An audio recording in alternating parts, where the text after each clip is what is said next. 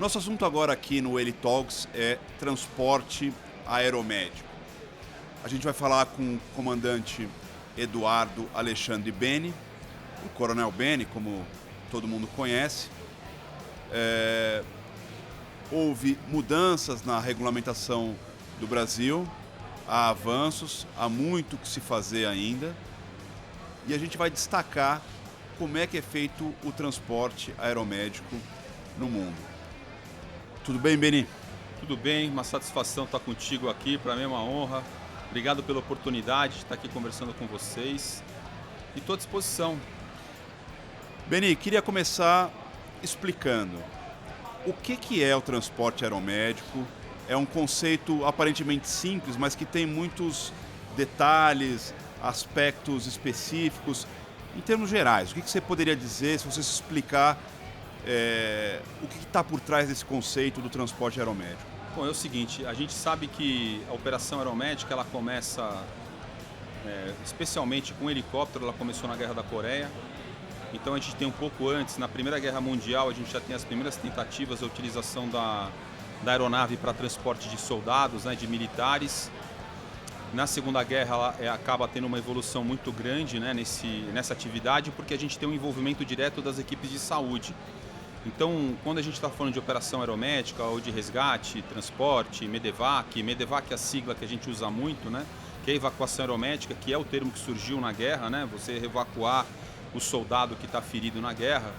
E na Guerra da Coreia, você teve uma participação muito grande das equipes de saúde. Muita coisa foi desenvolvida no atendimento pré-hospitalar nesses momentos. E o helicóptero teve uma participação importante nessa atividade, especialmente na atividade de evacuação aeromédica e depois no atendimento pré-hospitalar, que a gente chama de resgate aeromédico. E essa foi a evolução no mundo inteiro, especialmente na Europa e nos Estados Unidos, porque tiveram uma participação grande nas guerras, né? E a atividade do atendimento pré-hospitalar foi importante. E depois isso acabou se desenvolvendo como a aviação em geral, né? A aviação seguiu o mesmo caminho no transporte de pessoas e coisas.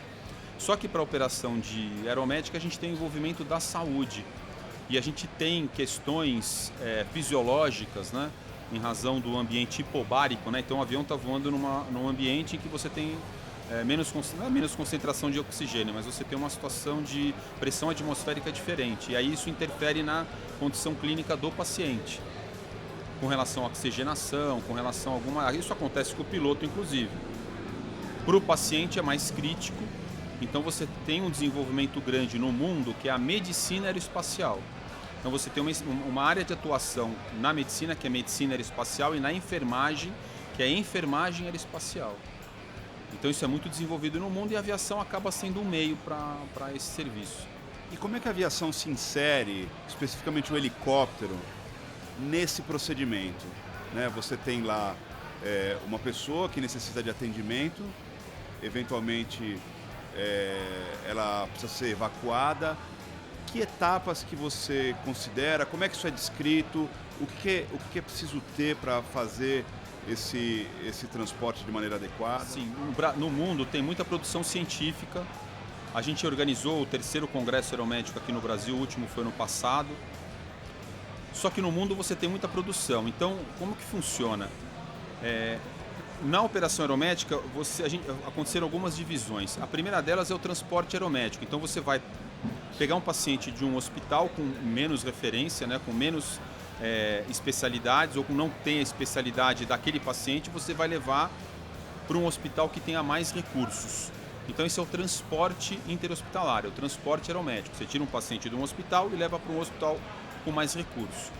No atendimento pré-hospitalar, que a gente chama de resgate, é aquele atendimento que você leva a equipe médica para a cena, para onde a pessoa sofreu um acidente de trânsito, a queimadura, a queda, o choque elétrico, ela teve a parada cardiorrespiratória, o acidente vascular cerebral.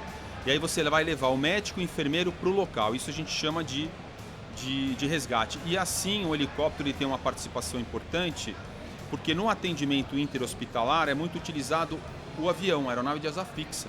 É usado o helicóptero também, mas no pré-hospitalar é basicamente o helicóptero, não tem como. Você vai ter que pousar num heliponto, vai pousar numa rodovia, numa rua, né? Então tem que ser um helicóptero. Isso foi sendo desenvolvido bastante em outros países, nos países da Europa e dos Estados Unidos, um modelo diferente do nosso, né? Bem diferente. Lá lá as operações são bem mais flexíveis com relação a quem realiza. Aqui a gente tem algumas limitações. Na Europa, por exemplo, são organizações sem fins lucrativos, que eles chamam de instituições de caridade. Então, o Reino Unido tem várias, a grande maioria são instituições de caridade, elas não recebem nenhum recurso público, eles fazem um atendimento pré-hospitalar com os helicópteros, eles têm aviões também, mas a grande atendimento com helicóptero, com muita tecnologia. Uma recentemente comprou um AW169 com recurso de doação. Eles têm loteria, eles têm um sistema diferente. E lá a empresa pode ser uma instituição de caridade. Aqui é como se a gente imaginasse aqui no Brasil uma associação fazer um atendimento como esse. Não tem nem base regulamentar para fazer isso, né? E lá na Europa acontece muito. Se você for para a Suíça pegar a Rega, que é a maior operadora de resgate aéreo do mundo, ela fica na Suíça e ela faz operações em ambientes extremamente hostis. Qual a frota dela? Olha, eu não sei a frota, mas assim, deve passar aí de 60 aeronaves. Eles têm Leonardo, eles têm Airbus, eles têm avião, eles têm aviões, inclusive eles têm Bombardier, eles têm aviões de grande porte para transporte de vários pacientes. E é uma instituição de caridade, eles não recebem recurso público, operação tudo por doação. É lógico que são países que viveram épocas de escassez, então as pessoas elas são mais colaborativas com relação a isso. E lá você tem uma flexibilidade regulamentar, porque o serviço está a definição do que você vai fazer está relacionada com a atividade, né? Então lá eles realizam uma atividade direcionada ao público, salvar as pessoas. Então fazem operação de busca e salvamento, fazem operação de guarda costeira, porque empresas têm contratos com o Ministério da Defesa, que seria aqui no Brasil, né? E nos Estados Unidos é a mesma coisa. Então o sistema de operação, o emprego do helicóptero para operação de resgate nesses lugares do mundo é muito mais flexível do que aqui no Brasil. Aqui no Brasil, aqui ainda precisa, teve uma fase de evolução, mas é uma coisa que ainda precisa melhorar. As pessoas precisam entender melhor esse processo. Antes da gente falar do Brasil, que tipo de adaptação uma aeronave ela precisa para poder fazer não só esse atendimento aeromédico, como guarda costeira, busca e salvamento? Como é que funciona? Pelo que a gente conversou, é uma ambulância aérea. Isso. É uma ambulância aérea, então você tem o treinamento do piloto, porque o piloto ele vai ter que ter consciência, vai ter que ter um conhecimento básico do que ele está transportando um paciente. O paciente normalmente que é transportado nessa aeronave, no helicóptero, são pacientes críticos, são pacientes graves. Você tem que ter uma equipe de transporte, uma equipe aeromédica bem altamente treinada, especializada, porque você está num ambiente confinado, você está numa situação hipobárica, né? Você tem uma condição atmosférica diferente. Então a equipe médica ela tem que estar preparada e ela tem que saber agir rapidamente. Essa é a diferença do médico e do enfermeiro que atua no pré-hospitalar, né? Então são profissionais altamente treinados, né? Justamente para tomar essa decisão rápida. Fora os equipamentos que você tem a bordo. Então você tem que ter a maca, você tem que ter os equipamentos médicos, você tem que ter os medicamentos. Então, é uma aeronave diferente, é uma aeronave preparada para esse tipo de operação. Então aqui no Brasil a gente tem alguns operadores que fazem isso, mas no mundo as aeronaves são todas de última geração. Para você ter uma ideia, tem na Noruega, eles estão desenvolvendo agora com a Airbus um tomógrafo portátil. Então eles pegaram um H145 e eles fizeram já um protótipo de um tomógrafo. E aí eles transportam a ideia deles. Bom, a gente tem áreas remotas, né? Então a pessoa não tem ao invés de eu montar uma estrutura hospitalar lá, eu monto uma estrutura hospitalar na aeronave, como por exemplo um tomógrafo, eu levo o helicóptero com a equipe médica e eu faço as análises lá. Se essa pessoa, logicamente, vai precisar fazer os exames, ele faz tudo o helicóptero levando. Então hoje no mundo você tem a DAC, que é alemã, DRF alemã, a Stars canadense, Air Methods, a Global Medical Response, American Medical Response. Você tem vários operadores e provedores aeromédicos muito envolvidos com o desenvolvimento tecnológico em prol do transporte do paciente e do resgate do paciente.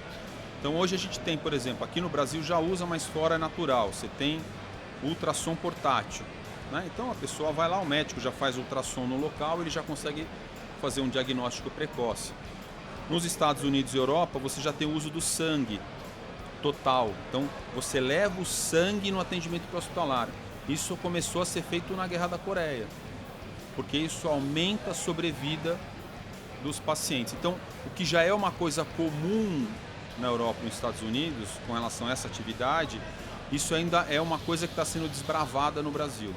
Então, a gente está, junto à Associação Brasileira de Operações Aeromédicas, a gente está nesse trabalho de fomento, de conscientização e de levar essa informação, porque isso vai ser bom para nós, cidadãos, né, que de repente a gente sofre um acidente, alguma coisa, e como o nosso sistema, o SUS, Sistema Único de Saúde, ele é integral e universal.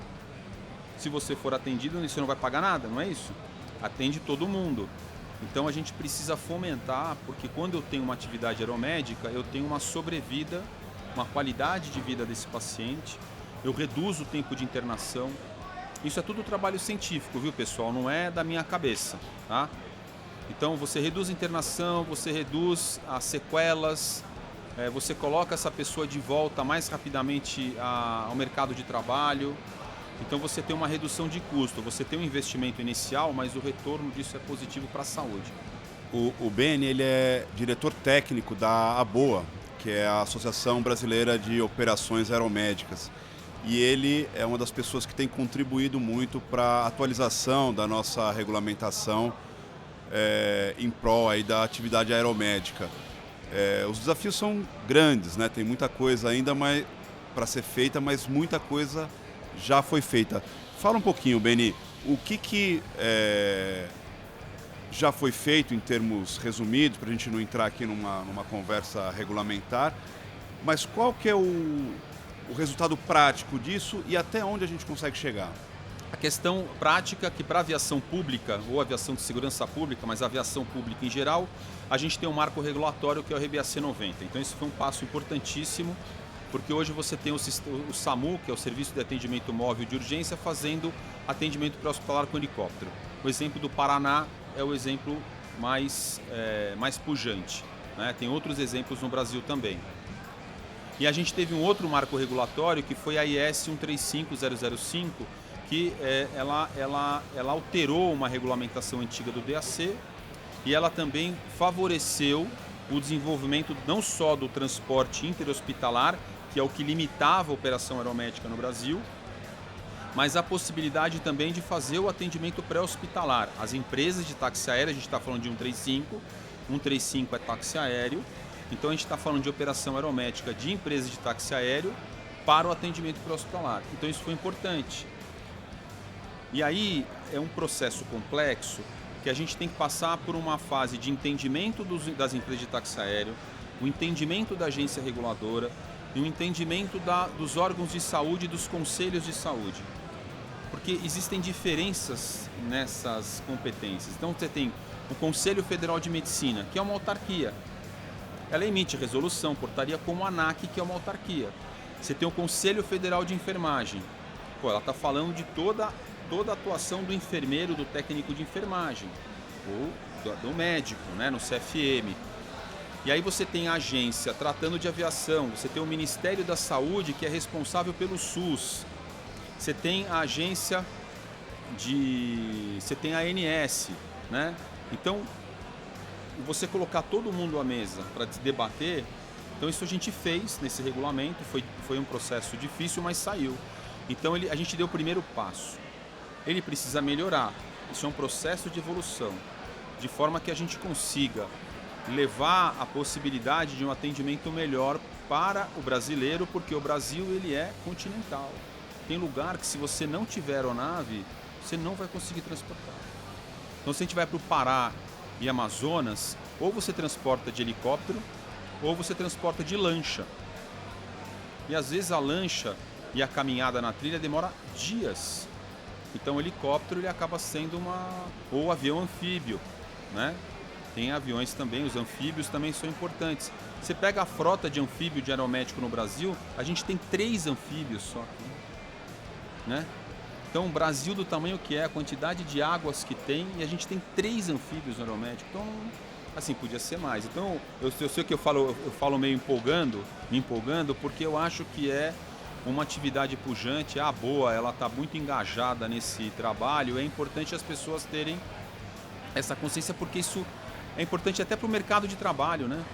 Para todo mundo. É uma operação que ela pode ser integrada com o SUS, o Sistema Único de Saúde. O nosso sistema é único no mundo, ele é referenciado no mundo. A gente às vezes critica o SUS do ponto de vista de organização. Ele é o melhor sistema de saúde que existe no mundo, é o nosso SUS, né?